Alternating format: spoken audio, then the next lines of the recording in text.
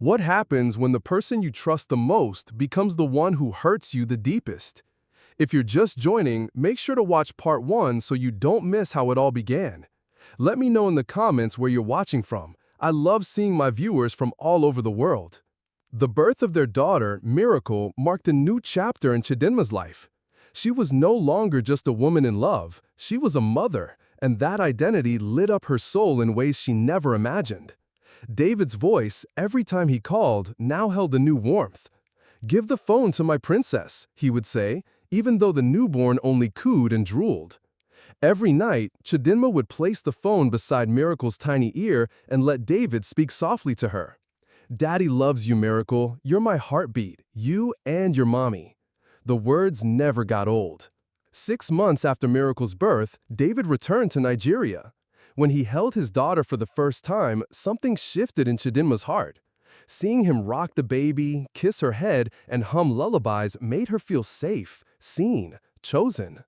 "Thank you," he said to Chidinma one night as they lay in bed, Miracle sleeping between them. "You've given me something priceless."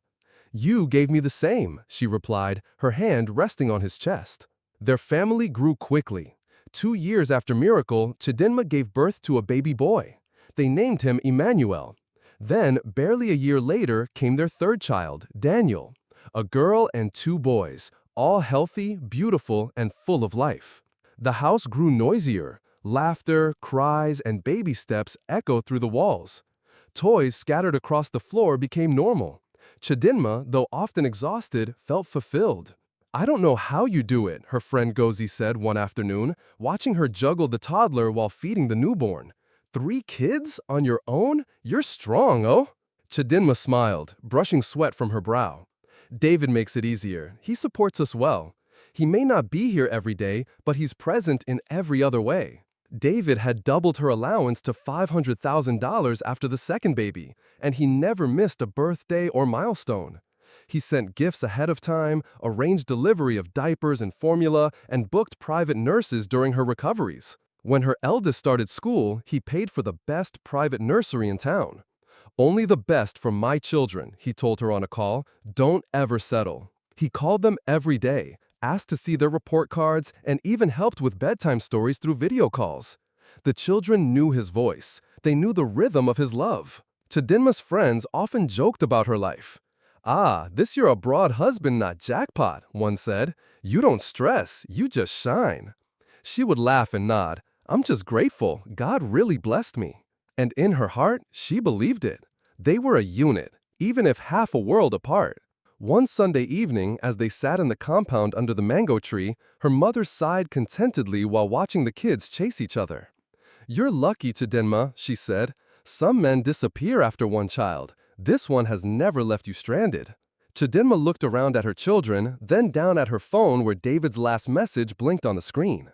"You're doing amazing. I'm proud of you every single day." She smiled. "He's not perfect, Mama, but he tries. He really does." Her father, who usually kept quiet on such matters, finally spoke. "A man who takes care of his family without being pushed, hold that one tight. I don't need to see him often to know he's doing what most men nearby won't." It wasn't just her family who admired him. The neighbors had started calling her Madam Abroad. Her children wore the best clothes, rode the best bicycles, and always looked well-fed and cared for. Even her tailoring business, which she only occasionally touched now, was still running, thanks to the money David sent to keep the shop open, just in case you want to return to it later, he had said. Despite the growing demands of motherhood, Chidinma remained centered. She felt chosen. She felt safe. She often caught herself dreaming about what life would be like when David finally returned for good, when they would live under one roof, take family walks together, and share real breakfasts at the same table. And each time he called and said, "Soon, my love, we'll all be together soon," she believed it. With every child she bore, her love for him deepened. Her heart became more tied to the dream they were building, brick by brick, voice note by voice note, child by child. It was a growing family, and to her, it was a growing forever. The news came on a Wednesday evening. David's voice over the phone was unusually excited, and Chidinma could hear the sound of his steps pacing the floor. I've been thinking, he began, it's time to take things to the next level. Chidinma paused from wiping Daniel's mouth. What do you mean? I want us to relocate, he said, his voice firm, all of us, to Canada. Chidinma froze. For a moment, the sound of the children playing faded into the background. She could barely process what she'd just heard. Canada, she whispered, gripping the edge of the table. You're serious? Yes, very serious, David said. I've been working on something for a while, quietly. I didn't want to raise your hopes until I was sure. But now, the papers are almost ready. Tears welled up in her eyes. She looked down at her 3 children, Miracle drawing on a piece of paper, Emmanuel dancing to a cartoon song, and Daniel asleep in his cot. A fresh start, David continued. No more distance, no more video calls, just us, together, every day. Chidinma wiped her eyes, her chest tightening with hope. You mean I'll finally see you every morning and night? He chuckled. Yes, my love, no more long-distance parenting. I want my family with me. Her heart danced. That night, she didn't sleep. She stared at the ceiling, envisioning snowflakes, tall buildings, maple leaves, and her children playing in coats and boots. She imagined David at the dining table, sipping coffee while helping Miracle with homework. The thought of walking hand in hand with him through unfamiliar streets filled her with a warmth she hadn't felt in years. By morning, she was already searching Canadian schools for immigrants and winter clothes for Nigerian children. In the weeks that followed, David began requesting documents, birth certificates, immunization cards, marriage proof. He guided her through medical checks for the children and even booked appointments for their biometric data.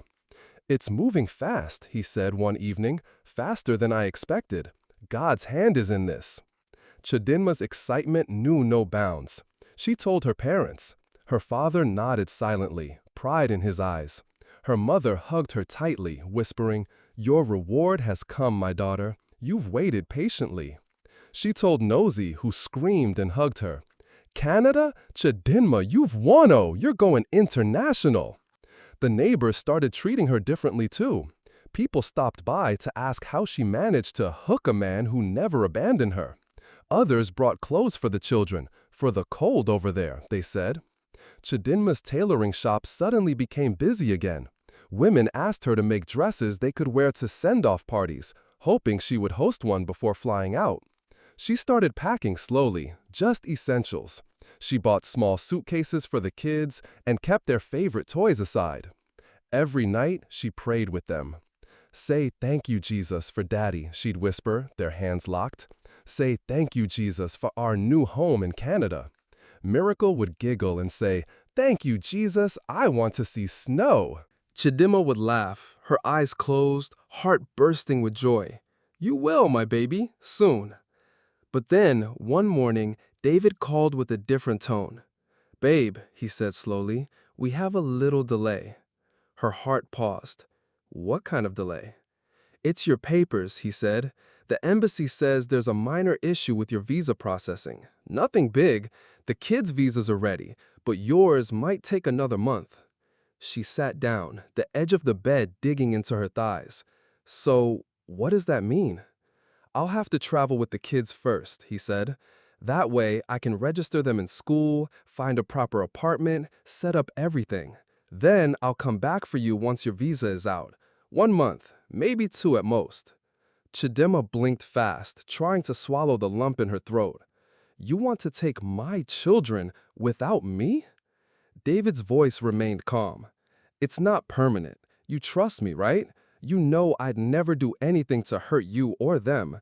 I just want to move things forward. We can't wait any longer. She sat there for a long time, the phone pressed to her ear, not answering. David spoke gently. We've come so far, Chi. Let's not pause now. This is for our family. I promise you, I'll be back before you know it. She looked around the room, at the half-packed suitcases, the drawings Miracle had taped to the wall, the baby shoes by the door. I trust you, she finally whispered. I know, he said, and I won't let you down. And just like that, the date was set. The flight was booked. The goodbye loomed. And though Chidima smiled on the outside, a strange chill had started to creep into her bones, one she couldn't quite name. But she pushed it aside. Her dream was finally coming true, wasn't it? The morning of the flight came too quickly. Chidima barely slept the night before. She had lain between her two sons, watching their tiny chests rise and fall, brushing Miracle's hair with her fingers. Her mind wrestled between pride and fear, joy and uncertainty. She kept telling herself it was just a temporary goodbye. David said 1 month, maybe 2. She could endure that for a future in Canada. The house buzzed with activity. David had arrived in Lagos the previous evening to spend the night before the trip. He moved through the house with efficiency, packing documents, checking passports, confirming flight times. Miracle's shoes, he said. Don't forget her red ones. It's cold there. Chidima nodded quickly and reached for them. They're in the pink bag. Daniel began crying in his cot. Emmanuel was already dressed in a tiny blue jacket someone from church had gifted him, holding on to a toy car.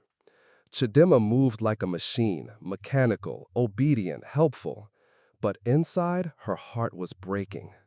At 10:45 a.m., the taxi arrived. The driver honked twice. It was time. David stepped out and loaded the bags into the trunk. Chidima stood by the doorway, holding Daniel close, while Miracle clung to her dress. "Mommy, aren't you coming?" she asked, confused. Chidima knelt and cupped Miracle's face, forcing a smile. "Mommy will come later, my love. Daddy will take you first. You'll help him look after your brothers, okay?" "But I want to go with you." "I know, but I'll be there soon. I promise." Miracle's eyes filled with tears. "Are you sure?" "Yes, baby. Pinky promise." She pressed her little finger against hers and kissed her forehead. David came over and gently took the baby from her arms. "We have to go. Traffic to the airport is wild." Chidima nodded, her lips trembling. She reached for Emmanuel and hugged him tightly. "Be a good boy. Listen to Daddy." He blinked up at her with innocent eyes and simply said, "I want jollof rice on the plane." She laughed in spite of herself, her heart breaking in pieces. Then it was Daniel's turn. He had just started teething and whimpered in David's arms. "I packed his meds," she said, "and his nose gets stuffy at night. Don't forget the humidifier." David nodded. "I've got everything, don't worry." She tried to memorize the way they looked. Miracle's blue hairband, Emmanuel's missing front tooth, Daniel's sleepy eyes. She wanted to seal the moment in her heart forever. Then David pulled her into a long, strong hug. "I love you," he whispered. "You're the reason this family is standing. I promise you, I'll come back for you soon." She nodded against his chest, holding back the sob that threatened to break loose. "I love you too," she said. And then they were gone. The taxi pulled out of the compound and disappeared down the dusty street. Chidima stood at the gate long after they left, staring at the road, arms wrapped tightly around her body, the wind rustling her scarf. The silence inside the house felt unbearable. She walked in slowly, every step heavier than the last. There were toys still scattered on the floor, half-eaten cereal bowls on the table, the TV still playing a cartoon show. But the children were gone. Her children. Days passed slowly. She called every night. Sometimes David answered, with all 3 kids waving and screaming excitedly in the background. Miracle said they saw snow. Emmanuel said he had spaghetti on the plane. Daniel clapped and pointed at the camera. It was her joy. It was also her torture. David said the apartment was small for now, but temporary. He was still setting up. He said her visa would come soon. "Maybe a few more weeks," he said. "Immigration is just slow right now." She waited and waited. She returned to her tailoring shop during the day, but everything reminded her of them. Her hands stitched clothes, but her thoughts were always in Canada. Calls became shorter. Then they became fewer. At first, he said he was busy. Then, sometimes, he didn't answer. Her messages went unread. Weeks turned to months. She began calling immigration agents. They checked the system. "There is no visa processing in your name," one woman told her. Chidima's hands went cold. "That's not possible," she whispered. "My husband said—" "Ma," the agent interrupted gently, "are you sure he submitted your documents?" Her world began to spin. She tried David again. No answer. She called from another number. He picked. "David," she cried, "what is going on?